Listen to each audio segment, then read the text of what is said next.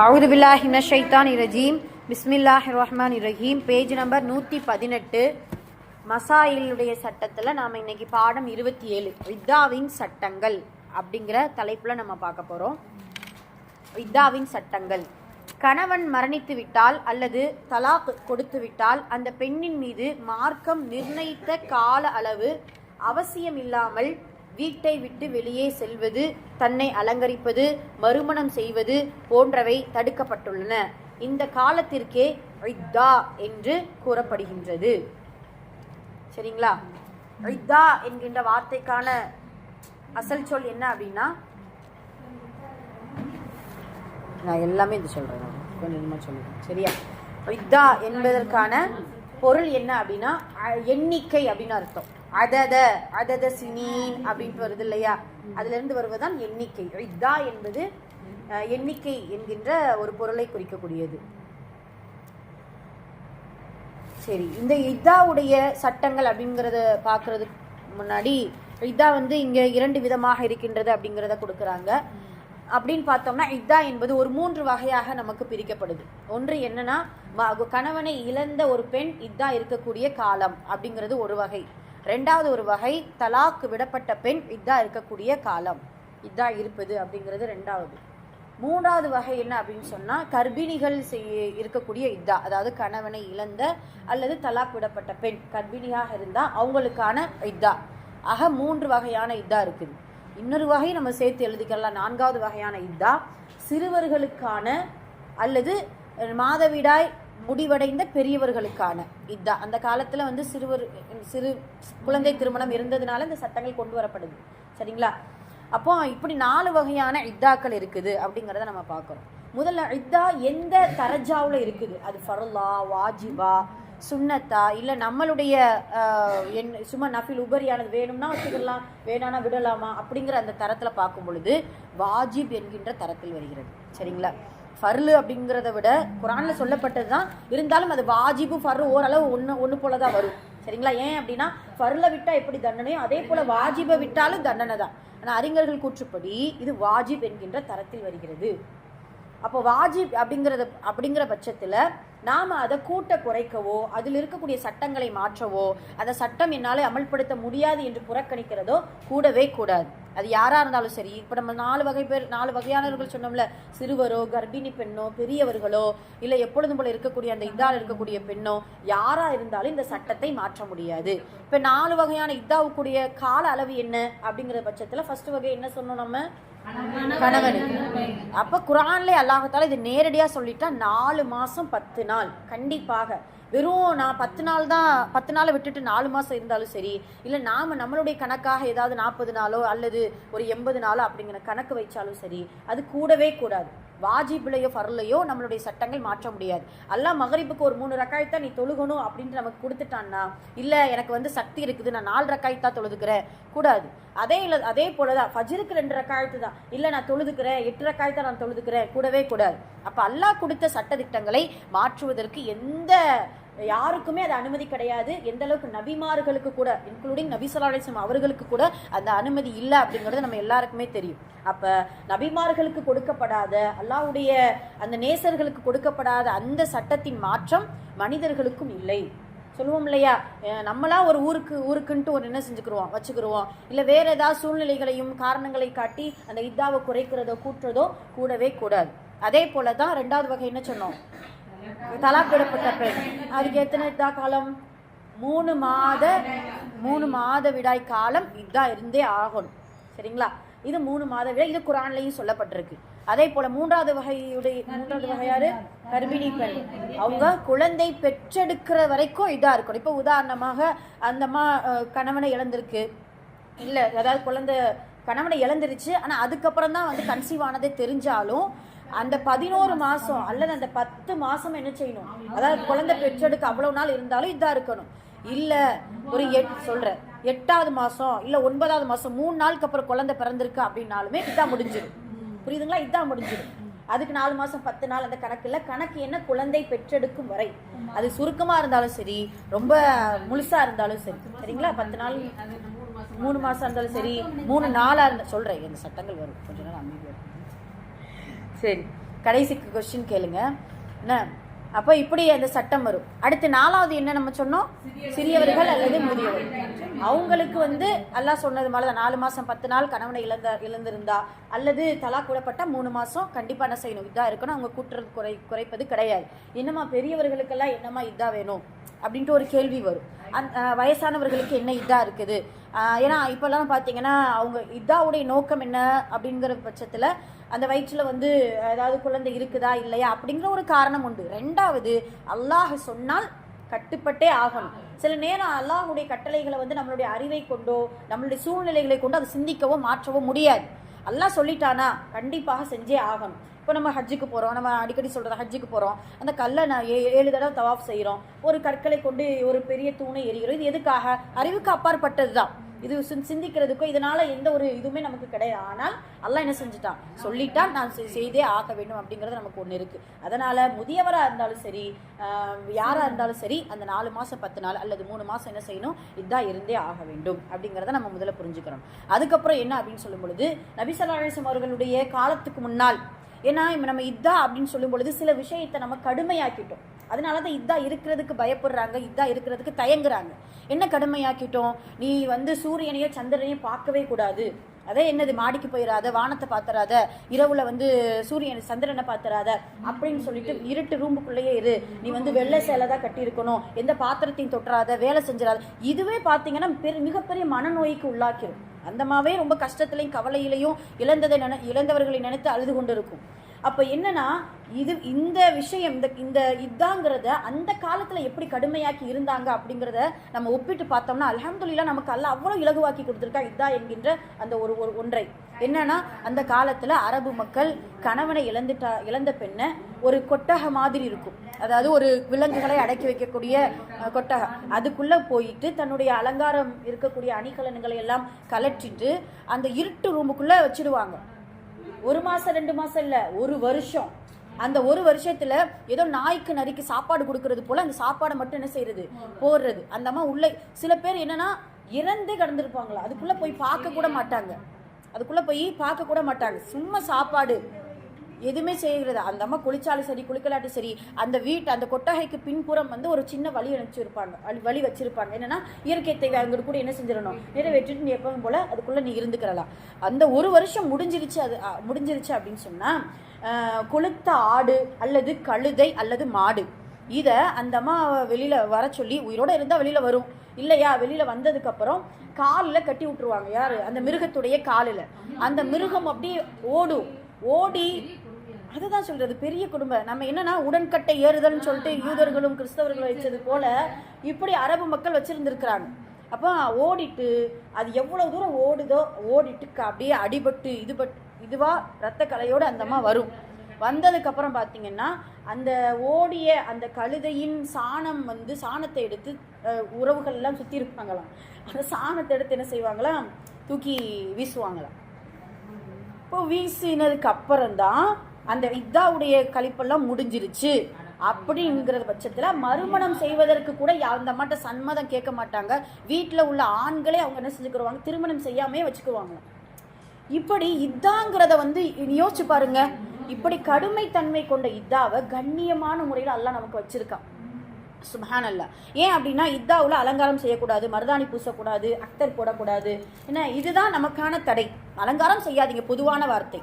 அதுல நாம என்ன செய்யறோம் அப்படின்னு சொன்னா அதாவது வெள்ளை சேலை தான் உடுத்தணும் அப்படிங்கிறது. நம்ம வீட்டில் இருக்கக்கூடிய அலங்காரம் இல்லாத சாதாரண சேலைகளை நம்ம என்ன செய்து கொள்ளலாம், உடுத்தி கொள்ளலாம். என்ன அணிகள் தான் கண்டிப்பாக என்ன செய்யக்கூடாது, போடக்கூடாது. சில பேர் என்னன்னா அந்த 4 மாசம் 10 நாள் சோப்பு போட்டு கூட குளிக்காதீங்க அப்படின்னு சொல்றது. அப்படிலாம் கிடையாதுமா, அப்படி கிடையவே கிடையாதுமா. நீங்க எந்த மார்க்க அறிஞர்கள்ட்ட கூட கேளுங்களேன். சில பேர் என்னன்னா நம்ம வீட்டை பெண்களே என்ன செய்யறாங்கன்னா இப்படி இது பண்ணிடுறாங்க. எந்த ஒரு ஹசரத்மார்கள் இந்த மாதிரி விஷயங்கள்லாம் இவ்வளோ ஒரு ஃபோர்ஸாக சொல்றது கிடையாது. இப்படி இந்த சட்டமே கிடையாது. முதல்ல நல்லா புரிஞ்சுக்கிறோம். இப்போ சோப் போட்டு குளிக்கக்கூடாது அப்படிங்கிறது, அதே போல் பார்த்தீங்கன்னா என்னென்னமோ அவங்க சொல்கிறதே பார்த்தீங்கன்னா ரொம்ப இதாக இருக்கும். இன்னொன்று நான் தெரிஞ்சுக்கிறணும், இதாக இருக்கக்கூடிய பெண் தன்னுடைய வேலையை தானே செய்து கொள்ளலாம். அதில் முதல்ல நம்ம புரிஞ்சுக்கிறது அதுதான். அந்த நேரத்தில் நீங்கள் யோசிச்சு பாருங்க, அம்மா இதை யார் உறவினர்கள் எங்கேயோ இருப்பாங்க, யார் அவங்களோட இருக்க முடியும்? இப்போ இருக்கிறவங்களுக்கு கஷ்டம், அந்த அம்மாவுக்கும் கஷ்டம். ஒரே இடத்துல எவ்வளோ நேரம் தான் நம்ம இபாதை செய்ய முடியும்? யோசிச்சு பாருங்க. அல்லாஹ் 24 மணி நேரம் இபாதை செய்யறதுக்குன்னு சொல்லியிருக்கான். என்ன 24 மணி நேரம் நமக்கு தொலை சொல்லியிருக்கான். இபாதத்துங்கிறத அல்லாஹ் பகுதியை நமக்கு பிரித்து கொடுத்துருக்கான். அப்போ அதுவே மிகப்பெரிய மனநோய்க்கு ஆட்பட்டதுனால தான் இத்தாவை கடுமையாக்குனதுனால தான் குறைக்க ஆரம்பிக்கிறோம். 4 மாதம் 10 நாள் என்னால் இருக்க முடியாது. மீண்டும் மீண்டும் மீண்டும் எவ்வளவுதான் அந்த இதாவுடைய விஷயங்களை சொன்னாலும் வந்து கேட்கக்கூடிய கேள்வி 40 நாள் இருந்தால் போதுமா, 80 நாள் இருந்தால் போதுமா அப்படிங்கிற அந்த இதுதான்.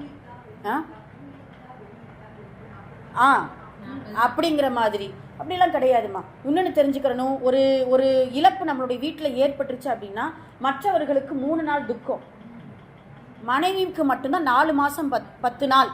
அது துக்கம் என்பதை விட அந்த அம்மாவுடைய மனசை தேர்த்துக்கிறது. ஏன்னா மற்ற உறவுகள் எல்லாம் கொஞ்ச நாள் நம்மளோடு இருந்த உறவுகள். ஆனால் கணவன் என்கின்ற உறவு நீண்ட நாள் வாழ்நாள் முழுக்க இருக்கக்கூடிய உறவு நம்மளோட விட்டு பிரிஞ்சதுனால அது ஒரு கவலை இருக்கிறதுனால தான் அல்லாஹ் தஆலா இப்படி ஏற்பாடாக செஞ்சு வச்சிருக்கான். அதே இது இந்த ஜைனப் ரலியல்லாஹு அன்ஹா அவர்கள் தான் சொல்லுவாங்க, ரசூல் ஸல்லல்லாஹு அலைஹி வஸல்லம் அவர்களுடைய மனைவி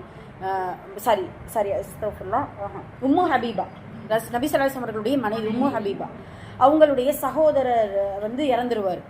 சரிங்களா? உமர் அலி அவர்களுடைய மகன் தான். ஒருத்தவங்க இறந்துருவாங்க. இப்போ இறக்கும் பொழுது உம்மு ஹபீபா என்ன செய்வார், 3 நாளைக்கு கடுத்து உம்மு ஹபீபா ஆமாங்கண்ணா உம்மு ஹபீபா சாரி அபு சுஃபியானுடைய மகளா ஹப்ஸா ரைட் ஓகே ஜஸாக்குல்லாஹ் கைர். உம்மு ஹபீபா அப்போ அபு சுஃபியானுடைய மகள். அப்போ அந்த அம்மா வந்து தன்னுடைய சகோதரன் இறந்த 3ஆவது நாள் கழிச்சு அக்தர் பூசிக்கணும். அக்தர் பூசிட்டு வெளியில வரும்போது என்ன இப்படி அக்தர் 3 நாள் தான் ஆயிருக்கு இறந்து, அக்தர் பூசிட்டு வர்றீங்களே அப்படின்னு சொல்லும் பொழுது இருக்கு அந்த உம்மு ஹபீபா சொல்லுவாங்களா, அல்லாஹ்வுடைய தூதர் 3 நாளைக்கு மேல துக்கம் அனுஷ்டிக்கிறத அனுமதி கொடுக்கல அப்படிங்கிறத சொல்லுவாங்க. இப்ப நாம பாடம் வந்திருக்கு, தந்தையும் இருக்குதுமா, இன்னொரு இதுலயுமே படிச்ச ஹதீஸ் வந்து. சரி ஓகே ஹைர். அப்போ சரிங்க போயிட்டு. அப்போ அப்படி இருக்கும்போது நபி ஸல்லல்லாஹு அலைஹி வஸல்லம் அவங்க சொன்ன விஷயங்களை எடுத்து சொல்லுவாங்க. இப்போ இதுலேருந்து என்ன தெரியுது, 3 நாளைக்கு மேலே யார் இறந்தாலும் துக்கம் வந்து இது பண்ணுறது கூடாது அப்படிங்கிறது நமக்கு தெரியுது. நாம் என்ன செய்வோம், அந்த இறந்துட்டாங்க அப்படின்னா ஏதோ ஒரு நோன்பு வருது, ஒரு நல்ல காரியம் வருது, இல்லை வேண்டாம் ட்ரெஸ் உடுத்தாமல் துணி எடுக்காமல், உங்களுக்கு புரியுதா, வீட்டுக்கு மவுத்து வீடு அப்படிங்கிற ஒரு இதுக்குன்ட்டு ஒரு தனிப்பட்டு ஒதுக்கி வச்சிருவோம். அப்படி கிடையாது. அப்போ கணவன் மனைவிக்கான ஒன்றுக்கு மட்டும்தான் 4 மாதம் 10 நாள். ஏன் தெரியுமா? இப்படி யோசிங்களேன். இப்போ தாய் மகன் எல்லாரையுமே எங்களோட அம்மான்னு சொல்லுவோம், எங்களோட மகன் சொல்லுவோம், இது எங்களோட வீடுன்னு சொல்லுவோம். எங்கள் அப்படிங்கிற வார்த்தை எல்லாத்துக்குமே பன்மை சொல்லுவோம். ஆனால் மனைவி கணவனுக்கு மட்டும் என்னுடைய மனைவி என்னுடைய கணவன் ஒருமை, பன்மை என்ன செய்ய முடியாது, சொல்ல முடியாது. சரியா? அப்போ கடைசி வரைக்கும் என்னுடையது அப்படின்ட்டு ஒரு ப்ராப்பர்ட்டி அப்படின்னா நம்மளுடைய வாழ்க்கை துணை தான். அப்போ அதுக்காக அல்லாஹ் தஆலா 4 மாதம் 10 நாள் நமக்கு இதா என்கின்றதை ஒன்று கொடுத்துருக்கா. அதனால் இன்ஷா அல்லாஹ் இதாவை கடினமாக்காமல் அதனுடைய சட்டத்தை பேணி இருந்தோமையானால் அது இலகுவான ஒன்று தான் அப்படிங்கிறத ஞாபகம் வச்சுக்கிறணும். அதே இது கணவன் மனைவி தலாக்கே இல்லாமல் பிரிதல், அது அவங்களா பிரிச்சுக்கிட்டது, சட்ட ரீதியாக அவங்க பிரியலை. புரியுதுங்களா? அவங்க பேசாமல் இருந்தாலும் இதுவாக இருந்தாலும் அது அவங்களுக்கு தான் உண்டு. சட்ட ரீதியாக பிரியாததுனால அந்த அவர் இறந்துட்டார் அப்படின்னா அந்த அம்மா இதான் இருந்தே ஆகணும். புரியுதுங்களா? தலாக் விட்டாலா திருமண முறிவே ஏற்பட்டுருச்சு. அதுக்கு இனிமே அவங்க மறுமணம் செஞ்சுக்கலாம் 2 பேருமே. 3 மாசம் இருக்கணும், 3 மாசம் இருக்கணும். தலாக் விட்டா சண்டை போட்டாலுமே அவங்களா சண்டை போட்டுக்கிறாங்க, திருமண முறிவு ஏற்படலை. அதனால கண்டிப்பா என்ன செய்யணும், இதான் இருந்தே ஆகணும். சரி, இப்போ இவங்க கேட்ட கேள்விகள் என்ன அப்படின்னு சொன்னால், இதான் இருக்கக்கூடியவங்க ஏதாவது வெளியில் போகவே கூடாதா அப்படின்னு கேட்டால் போகலாம். எந்த நேரத்தில் போகலாம் அப்படின்னா, ஒன்று இல்லை பொருளாதாரம் சம்மந்தப்பட்ட விஷயத்த பேசணும். பொருளாதாரம் அவங்களால வந்து வெளியில் போய் அவங்க வந்து வேலைக்கு போனாதான் நமக்கு வந்து சாப்பாடு அப்படிங்கிற பட்சத்தில் அதில் எப்படி ஏற்பாடு பண்ணணும் அப்படின்னா, ஒன்று உறவுகள் கொடுத்து உதவி செய்யணும். 2வது ஊரார்கள் ஜமாத்தாள்களுக்கு கொடுத்து என்ன செய்யணும், உதவி செஞ்சு 4 மாதம் 10 நாள் இருக்க வைப்பது ஊரார்களுடைய கடமை. இல்லை வேற வழி இல்லை, அந்த அம்மா போய் தான் ஆகணுங்கிற அந்த பட்சத்தில் போகணும். எந்த இரவுல எங்கேயுமே தங்கக்கூடாது, மறுபடியும் என்ன செய்யணும், வீட்டுக்கு வந்துடணும். இப்போ அந்த இடத்துல பர்தா முறை பேணணும், அந்நிய இடத்துல பேசக்கூடாது. இது வந்து அவங்களுடைய சூழ்நிலை, புரியுதா? அப்போ இதுக்காக வெளியே போகலாம். ஆனால் அதுக்கு முன்னாடி என்ன செய்யணும், அந்த ஏற்பாடுகள் செய்கிறது தான் சிறந்தது. இது பொருளாதாரத்துக்கு சம்மந்தப்பட்டது. ரெண்டாவது, அவங்களுக்கு உடம்பு சரியில்லை, ரொம்ப வந்து முடியாமல் இருக்கிறாங்க, மாசமாக இருக்கிறாங்க, இந்த செக்கப் போகிறாங்க அப்படின்னா தாராளமாக போகலாம். போயிட்டு என்ன செஞ்சிடலாம், அது வேலை முடிஞ்ச உடனே வந்துடலாம். இதில் இன்னொரு கொஸ்டின்ஸ் என்ன கேட்குறாங்க அப்படின்னு சொன்னால், இதான் இருக்கக்கூடிய பெண்ணு, என்னுடைய அண்ணன் வந்து ஹஜ்ஜுக்கு போகிறாரு, நான் வந்து வழி அனுப்பிச்சிட்டு வந்துடலாமா அப்படின்னு இந்த மாதிரியானது திருமண பந்தத்துக்கோ இந்த மாதிரியான தேவையில்லாத எக்ஸ்ட்ரா விஷயங்களுக்கும் என்ன செய்யக்கூடாது, போகக்கூடாது. ஒரு சில பேர் என்னன்னா இப்படி ஒரு கொஸ்டின் வருது, என்னன்னா நாங்கள் 2 பேருமே ஹஜ்ஜுக்கு வந்து இது பண்ணி வச்சிருந்தோம், அப்ளை பண்ணியிருந்தோம், அவர் வந்து வஃபாத் ஆயிட்டாரு, இப்போ நான் ஹஜ்ஜுக்கு போவோம், இதா இருக்கவா அப்படின்னு கேட்டால் இதா தான் இருக்கும், இதான் மெயின். அந்த கடமைகள் முடிச்சதுக்கு அப்புறம் தான் ஹஜ்ஜுக்கு போகும். ஒரு சில பேர் என்ன செய்யறாங்க அப்படின்னு 40 நாள் மட்டும் இருந்துட்டு உம்ரா ஹஜ்ஜுக்கு போறாங்க, அப்படி போகவே கூடாது. அப்ப அல்லாஹ் சொல்லக்கூடிய அந்த கட்டளைக்கு தான் முன்னுரிமையை தவிர அதற்கு பின்னால் நமக்கு வரக்கூடிய அந்த கடமைகள் அதுக்கப்புறம் நம்ம என்ன செய்யலாம், செய்து கொள்ளலாம் அப்படிங்கிறத ஞாபகம் வச்சுக்கிறோம். சரியா? இப்போ இதெல்லாம் வேற ஏதாவது சந்தேகம் அப்படி ஒன்று இருக்கு. அதாவது என்னன்னா, காஃபிர் அப்படின்னு சொல்லும் பொழுது பெண்ணாக இருந்தாலும் சரி ஒரு ஆணாக இருந்தாலும் சரி அவங்க வரக்கூடிய, ஏன்னா காஃபிர்களுக்கு அந்த சில இது தெரியாது, என்னன்னா இவங்களை பற்றி மற்றவங்ககிட்ட ஒரு ஆண்கிட்ட சொல்லக்கூடாதுங்கிறது தெரியாது, அதுக்காக அவாய்ட் பண்ணணும். புரியுதுங்களா? அதுக்காக இருக்கலாம், கொஞ்சம் நேரம் பேசலாம், என்ன செஞ்சுக்கிறலாம், முடிச்சுக்கிறலாம். அதுக்காக பார்க்கவே கூடாதுன்னு சொல்லக்கூடாது. அப்போ நம்ம மார்க்கத்தை தப்பாக நினச்சிக்கிடுவாங்க. அனுமதி உண்டு, பட் இருந்தாலும் முடிஞ்சளவு குறைந்த தவிர்த்துக்கிறது நல்லது. குறைந்து கொஞ்சம் நேரம் பேசுறாங்க அப்படின்னா முடிச்சுக்கலாம். அதே இது யாரையுமே ஆணையே பார்க்க கூடாதுன்னு ஒரு சட்டம் போடுவாங்க, அப்படி கிடையாது. மஹரமான ஆண்கள் பார்க்கலாம். நம்ம இப்போ ஒன்று படிச்சிருக்கோமா, திருமணம் பார்க்கலாமா, திருமணம் செய்ய தடை செய்யப்பட்டவர்கள். அம்மா இப்போ ஒரு 13 பேர் படிச்சோம்ல, அவங்க எல்லாருமே பார்க்கல. இவங்களை தவிர யாரெல்லாம் திருமணம் செய்வதற்கு அனுமதி உள்ளவர்களோ அவர்கள் தான் பார்க்கக்கூடாது. அதே போல அதுல பருவம் அடையாத சிறுவன், ஆசைகள் இல்லாத பெரியவர், இவங்க என்ன செய்யலாம், அனுமதி உண்டு. புரியுதுங்களா? ஆணே பார்க்க கூடாது அப்படின்னு சொல்லவே கூடாது. இப்படி கடுமையானதுனால தான் அதாவது நியத் என்பது எல்லா அமலுக்குமான அடிப்படை. இப்போ நாம இதான் இருக்கும் பொழுதே நம்ம மனதளவில் நம்ம என்ன செய்யணும், நியத்து வைத்துக் கொள்ள வேண்டும். யாரெல்லாம் என்னுடைய கணவனுக்காக உன்னுடைய கட்டளைப்படி நான் இதா இருக்கிறேன் அப்படின்ட்டு மனதளவில் நியத்து வச்சுக்கணும். இதுதான் ஆரம்பம். கொடுத்தலாமா அல்லாவுக்கு மறுபடியும் சொல்கிறேன், நீங்கள் எத்தனை முறை சொன்னாலும் அந்த வெள்ளை சேலைங்கிறது மாற்று மதத்தாரர்களுடைய கலாச்சாரத்தில் இருந்து தான் வந்தது. நிறைய விஷயங்கள் அவங்களுடைய விஷயத்துல தான் நம்ம பின்பற்றுதோம். அதுலேயே நம்ம தெரியும், கலர் சேலையிலேயே வந்து சில ஸ்டோன் வச்சுருக்கோம், சில இது வந்து பார்டர் கொடுத்துருக்கும். இந்த மாதிரி இல்லாமல் எப்பயும் போல நம்ம வச்சுருப்போம்ல, பூனம் சரி இது வந்து சும்மா கேஷுவல் கொடுத்துறது, ஜும்மா நாள் கொடுத்துறது நம்ம வச்சுருப்போம்ல, அதுவே நம்ம என்ன செய்யலாம், உடுத்தி கொள்ளலாம். கலர் சரி நம்ம தாராளமாக ரொம்ப அட்ராக்டிவாக இல்லாத சில நார்மல் இதை நம்ம என்ன செஞ்சுக்கலாம், உடுத்தி கொள்ளலாம். அதுல இன்னொன்னு என்ன அப்படின்னு சொன்னா, இதெல்லாம் எதுவுமே கிடையாது. நீங்க எந்த கிதாபுகளை நீங்க புரட்டி பார்த்தாலும் இதெல்லாம் நாம கொண்டு வந்ததுதான்.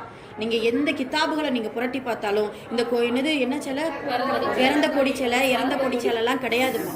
அதே போல இதாவை எப்படி முடிக்கணும்னு சொல்லிட்டு சில பேர் டவுட் வரும், இதை எப்படா முடிக்கிறது அப்படின்ட்டு. மறுபடியும் நான் அது என்ன அப்படின்னு சொல்லும் பொழுது 4 மாசம் 10 நாள் முடிஞ்சிருச்சுன்னா உங்களோட இதா காலம் அல்ஹம்துலில்லாஹ் நீங்க கடமையை முடிச்சிட்டீங்க. உங்களுக்கு திருப்திக்காக 2 ரக்காயத்து அல்லாவே 2 ரக்காயத்து நஃபில் தொழுது இருங்க, 2 ரக்காயத்து நஃபில் தொழுது இறைவனிடத்துல தௌபா செய்து, யா அல்லாஹ் இதனுடைய கடமையில் ஏதாவது குறை இருந்தால் அல்லாஹ்வுக்காக யா அல்லாஹ் உன்னுடைய ரஹமத்தை கொண்டு மன்னிச்சிரு. இந்த துவாவை போல எந்த தர்காவும் நமக்கு வந்து இதாக முடிக்காதுமா. புரியுதா? அப்புறம் எங்கேயோ எந்த அம்மாவை பார்க்க போறோம், செய்தலி அம்மாவையா, அதெல்லாம் அந்த அம்மாவுக்கே தெரியாது இப்படியெல்லாம் நடக்குமான்ட்டு. என்ன இல்ல அந்த அம்மாவை சொல்லிட்டு பாவம், அதுக்கு ஏன் பாவத்தை சேர்த்து வைக்கணும், என்ன புல்ல மிதிக்கணும் அண்ணன் மிதிக்கணும் இப்படிலாம் கிடையாதுமா. ப்ளீஸ் மறுபடியும் சொல்றேன், நீங்க உங்களுடைய மனசைத்தான் சரி செஞ்சுக்கிறணும். இந்த நஃப்ஸ் பார்த்தீங்களா சில இதை ஒத்துக்காது, சிலதை ஏற்றுக்காது. 4 மாதம் 10 நாள் முடிஞ்சிருச்சுன்னா அல்ஹம்துலில்லாஹ் உங்களுடைய கடமையே முடிஞ்சிருச்சு. எப்பயும் போல நீங்கள் என்ன செஞ்சுக்கிறலாம், இதாவை முடித்து கொள்ளலாம். இறைவனிடத்துல துவா செய்வதோடு இதாவை முடிச்சுக்கிறலாம். அதுக்கிடையில் வேற எந்த சடங்கு சம்பிரதாயங்களோ எந்த ஒன்றுமே கிடையவே கிடையாது. இஸ்லாமிய மார்க்கத்தில் எந்த ஒரு பிதுஅத்தையும் சேர்க்காதீங்க. அது வந்து நமக்கு மட்டும் இல்லை, இனி வரக்கூடிய சந்ததிகளுடைய செய்யும் பொழுது அதுக்கு அடுத்து, அதாவது இது வந்து சின்ன சின்ன விஷயங்கள் தான். இதெல்லாம் வந்து பெரிய பெரிய அலங்காரங்கள்லாம் கிடையாது.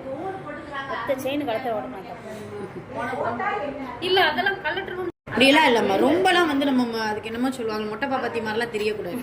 சரியா? நமக்குன்ட்டு ஒரு அழகு விரும்புறா. இப்போ ரொம்ப பெரியவங்களாம் அப்பெல்லாம் அப்படி தட்டு முகத்தி மாதிரி அதை எடுத்துட்டு குட்டியா என்ன செஞ்சுக்கிறேன், எவ்வளவு அலங்காரத்தை சுருக்க முடியுமோ சுருக்கிக்கிறோம். அதுக்கப்புறம் கொஸ்டின் கேட்குறேன், இதாவில் இருக்கிற போது தலை வாரலாமா, எண்ணெய் தேய்க்கலாமான்னு கேட்குறாங்க. இந்த எண்ணெய் தேய்க்கிறதுல பார்த்தீங்கன்னா இந்த மணமான எண்ணெய்கள் தேய்க்கக்கூடாது. தேங்காய்னா எப்பயும் போல நம்ம என்ன செய்யறது இருக்கிறது, அதில் வந்து இப்போ டிஃப்ரெண்ட்டாக எண்ணெய் இருக்கிற ஹேர் ஆயில் ஸ்மெல் வர மாதிரி அந்த மாதிரி எண்ணெய்கள் தேய்க்கக்கூடாது, உபயோகப்படுத்தக்கூடாது. அதே போல் தலை சீவல் அதெல்லாம் ஒன்றுமே இல்லை. தலை சீவாமல் 4 மாதம் 10 நாள் இருந்தால் என்ன ஆகுறது, சடை பிடிச்சிக்கிறோம், சிக்காயிடும் இல்லையா? எப்பயும் போல் அதில் தலை சீவுறதுல நம்ம சில பேர் அப்படி செய்ய மாட்டோம். இருந்தாலும் ஒரு எக்ஸாம்பிளுக்கு அதாவது இப்படி டிசைன் தலை அதுக்கு தான் செய்யக்கூடாதுன்னு சொல்கிறாங்க. முழுமே தலை சீவக்கூடாதுன்னு கிடையாது. எப்பயும் போல் நம்ம குளிக்கலாம், தலை சீவிக்கிறலாம். ஆமாம், அது எப்போ இபாதத்துன்னு சொல்லும்போது குரானு, தொழுகை, திக்ரு இதெல்லாம் இருக்குது. அவங்களுக்காக துவா செய்யணும், அவங்க செய்த நன்மையான விஷயங்களை நினைவு இல்லை. நோன்பு கட்டாயங்கிறது கிடையாது. நம்ம இதாவில் இருக்கும்போது இபாதத்தை அதிகப்படுத்திக்கலாம். அதில் ஒரு இபாதத் நோன்பு, நஃபில் நோன்பு. எப்பயுமே சுன்னத் வைக்கிறது, ஏன்னா வைக்கிறதுக்கான சூழ்நிலைகள் நமக்கு அமையுது இல்லையா, அதை நம்ம பயன்படுத்திக்கிறோம், அவ்வளவுதான். ஆனால் நோன்பு வைக்கணும்ட்டு கட்டாயப்படுத்தக்கூடாது. சரி, ஓகே, ஹை. இதில் பாருங்க, இதில் என்ன கொடுக்கப்பட்டிருக்கு அப்படின்னு சொல்லும்போது, இத்தாவின் கால அளவுகள். இத்தா 2 விதமாக இருக்கிறது. மரணத்தின் இத்தா காலம், இது கணவனின் மரணத்தின் காரணமாக வாஜிபாகின்றது. இதன் கால அளவு கர்ப்பிணியாக இருந்தால் குழந்தை பிறக்கின்ற காலம் வரையாகும். கர்ப்பிணியாக இல்லை என்றால் 4 மாதம் 10 நாட்கள் ஆகும். 2வது தலாக்குடைய இத்தா காலம், இது தொலாக் விட்ட பின் வாஜிபாகும். இதன் அளவு கர்ப்பிணியான பெண்ணுக்கு குழந்தை பிறக்கின்ற காலமாகும். கர்ப்பிணி அல்லாத பெண்ணுக்கு 3 மாத தொடக்கு காலமாகும். மிகச்சிறிய வயது அல்லது வயோதிகத்தின் காரணமாக மாத தொடக்கு வரவில்லை என்றால் அவர்களின் இத்தா காலம் 3 மாதங்கள் முழுவதும் ஆகும், பிறை கணக்குப்படி. சரிங்களா? இதை நம்ம முன்னே படிச்சிட்டோம். அடுத்து கணக்குப்படி ஓகேக்கா. அல்லாஹ் குரானில் சொல்லும்போது 3 மாத தொடக்குன்னு தான் சொல்கிறேன். புரியுதுங்களா? அந்த தொடக்கே வந்து பிறை கணக்கில் தான் வரும். அப்படி ஒரு சில பேருக்கு இர்ரெகுலராக வரும் பார்த்தீங்களா, அவங்களுக்கு கண்டிப்பாக பிறை கணக்குப்படி தான் வச்சுக்கிறேன். சரிங்களா? சரி, அடுத்து பார்த்தீங்கன்னா இதுதான் இருக்க வேண்டிய இடம். இது ரொம்ப முக்கியம். மரணத்திற்கு முன்போ அல்லது தொலாக் விடுவதற்கு முன்போ எந்த இடத்தில் கணவனுடன் இருந்தாலோ அந்த இடத்தில் இருப்பது அவசியமாகும். அங்கே இருப்பதில் உயிருக்கோ உடமைக்கோ கண்ணியத்திற்கோ ஆபத்து அல்லது ஏதாவது கடுமையான பிரச்சனைகள் ஏற்படும் என்று பயந்தால் வேறு பாதுகாப்பான இடத்தில் இத்தா இருந்து கொள்ளலாம். மேலும் தொலாக்குடைய இத்தாவின் அனைத்து செலவுகளுக்கும் கணவனே பொறுப்பாளியாவான் அப்படிங்கிறது இது தொலாக்குடைய இத்தாவா இருக்குது. சரிங்களா? அப்ப இத்தா இருக்கக்கூடிய இடம் முதல்ல கணவன் எங்க இருந்தாங்களோ அங்கதான் இருக்கணும். இந்த சூழ்நிலைகள் ஏற்பட்டா மட்டும்தான் அந்த இத்தாவுடைய இடங்கள் மாறணும் அப்படிங்கிறத நம்ம பார்க்குறோம். சரி, அடுத்து பாருங்க, இத்தாவில் செய்யக்கூடாத காரியங்கள். வேறொருவருடன் திருமணம் முடித்தல் செய்யக்கூடாது. இதா முடிஞ்சதுக்கு அப்புறம் தான் அந்த மறு திருமணம் அப்படிங்கிறதே நமக்கு இருக்கணும். அது இதா எந்த இதாவா இருந்தாலும் சரி. 2வது தெளிவான வார்த்தைகளால் திருமண தூது அனுப்புதல். அந்த 4 மாசம் 10 நாள் தெளிவான வார்த்தைகளை கொண்டு தூது அனுப்பக்கூடாது. ஆனால் சின்ன சின்ன சமிக்னை, அல்லாஹ் ஒரு குர்ஆன்ல அந்த வசனம் நான் குறிச்சிட்டு வரல, சமிக்னை மூலம் சாடமாட என்ன செய்யலாம், உறவுகள் பேசிக்கொள்ளலாம். அந்த பேசுறது இந்த பெண் விரும்பல அப்படின்னா தவிர்த்துக்கிறோம். புரியுதுங்களா? அதுக்கப்புறம் 4 மாதம் 10 நாள் இந்த திருமணமான விஷயங்களை கொடுத்து பேசலாம். 3வது தேவையில்லாமல் வீட்டை விட்டு வெளியேறுதல். தேவையில்லாமல் என்ன செய்யக்கூடாது, போகக்கூடாது. தேவை இருக்குது, ரொம்ப இக்கட்டான நேரங்களில் மட்டும்தான் வீட்டை விட்டு வெளியேற வேண்டும். 4வது அழகு ஆபரணங்களை பயன்படுத்துவதல். உதாரணமாக நகை அணிதல், மருதாணி இடுதல், அழகிய ஆடைகளை அணிதல், சுருமா இடுதல், தலை சீவுதல், நறுமணம் பூசுதல் ஆகிய பொருட்களை தவிர்ப்பதற்கு மார்க்கத்தில் துக்கம் அனுஷ்டித்தல் என்று கூறப்படும். சரியா சொல்றேன். சட்டம். மரணத்துடைய இத்தாவின் போது பெண்ணுக்கு இத்தா கழிப்பதற்கான பணம் இல்லையெனில் உணவிற்காக சம்பாத்தியத்திற்கு வெளியே செல்வதற்கு அனுமதி இருக்கின்றது. ஆனால் இரவு தன் வீட்டிற்கு வந்துவிட வேண்டும். வேறிடங்களில் தங்குவது கூடாது. இது மரணத்திற்கான இத்தாவுடைய சட்டம். தொலாக்குக்கும் அப்படித்தான். தொலாக்குக்கு அப்படி கிடையாது. ஏன்னு சொல்லுங்க? கணவன் மேலதான் அது கடமை. செலவழிக்கிறதெல்லாம் கணவன் மேலதான் ஆமா கடமை. அதனால வெளியே போகக்கூடாது. இது வந்து மரணத்திற்கான இத்தாவுக்கு மட்டும். 2வது சட்ட மசாலா. தலைவலியை நீக்குவதற்காக நறுமணம் இல்லாத எண்ணெயை தேய்ப்பது கூடும். இதை போன்று மருந்திற்காக சுருமா இடுவதும் கூடும். தலையின் பேன் பற்றுவிட்டாலோ சிக்கு ஏற்பட்டு விட்டாலோ அதை சரி செய்வதற்காக அலங்கார நோக்கமின்றி லேசான முறையில் தலை வாருவதில் குற்றமில்லை. எப்பயும் போல நம்ம நார்மலா நம்ம இருந்து கொள்ளலாம். சட்டம். ரஜஇ தொலாக் கொடுக்கப்பட்ட பெண், ரஜஇ தொலாக் ஞாபகம் இருக்குல்ல, மீட்டெடுக்கக்கூடிய தொலாக் பெண், அவள் தன்னை அலங்காரம் செய்து கொள்ள அனுமதி உள்ளது. வீட்டில் இருக்கிறதுனால அது வந்து அனுமதி உள்ளது. சரிங்களா? அப்போ என்ன டவுட் கேட்டீங்க? இல்லை, இதில் தலை சீவுதல் வந்திருக்கு கூடாத காரியத்தில். சரிங்க, அதுதான் எதுக்கு தலை சீவுறதுன்னு கொடுத்துட்டாங்களே. நமக்கு வந்து தலை சீவாமல் இருக்க முடியாது. தலை சீவுதல்ங்கிறது வந்து அலங்காரமாக நினைத்து சீவக்கூடாது. நம்ம எப்பயும் போல் நார்மலாக நம்ம தலை சீவிச்சுக்கலாம். சரிங்களா? சரி, இதுதான் இத்தாவுடைய சட்டங்கள். முழுமையாக நம்ம தெரிஞ்சுக்கிட்டோம். இன்ஷா அல்லாஹ் இந்த இத்தாவை அப்படி நமக்கு அல்லாஹ் அந்த இதா இருக்கக்கூடிய சந்தர்ப்பத்தை கொடுத்துட்டா அப்படின்னு சொன்னால் கண்டிப்பாக என்ன செய்யணும்? இதா இருந்தே ஆகணும். இந்த இதாவில் இந்த சட்டங்களை எல்லாம் கவனித்து கொள்ள வேண்டும். எக்ஸ்ட்ரா எதையும் தேவையில்லாமல் சேர்க்கக்கூடாது அப்படிங்கிறத ஞாபகம் வச்சுக்கோங்க. இது இலகுவான முறையில் இந்த கடமையை நம்ம செய்து கொள்ளலாம். இதா என்று எதற்கு கூறப்படும்? First question. ஆமாம், முதல் கொஸ்டின் வந்து முதல் பேராஃப்லாம் குறிச்சிக்கோங்க. தலாக்குடைய இதா எத்தனை நாட்கள் அப்படிங்கிறதுல இதிலே கொடுத்துருக்காங்க. ரெண்டாவது இது 3 மாத தொடக்கு காலமாகும். இல்லை, ஃபுல்லாமே எழுதிருங்களேன். ஃபுல்லாக தலாக்குடைய இதா எத்தனை நாட்கள்னா ரெண்டாவது சட்டத்தை ஃபுல்லாமே குறிச்சிக்கோங்க. ரெண்டாவது சட்டத்தை ஃபுல்லாமே குறிச்சிக்கிறோம். இதுதான் இந்த ரெண்டாவது சட்டத்தை.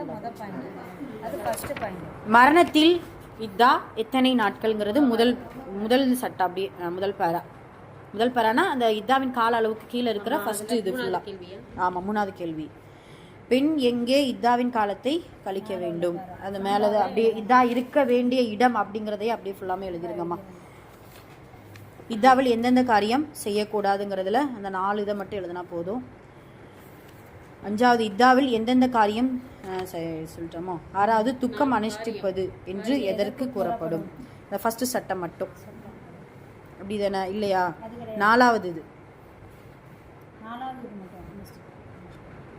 இது துக்கம் அனுஷ்டித்தல்ங்கிறதுல இது 4வது கொஸ்டினுக்கு இது மட்டும் ஆன்சர். 4வது பாயிண்ட் அழகு ஆபரணம்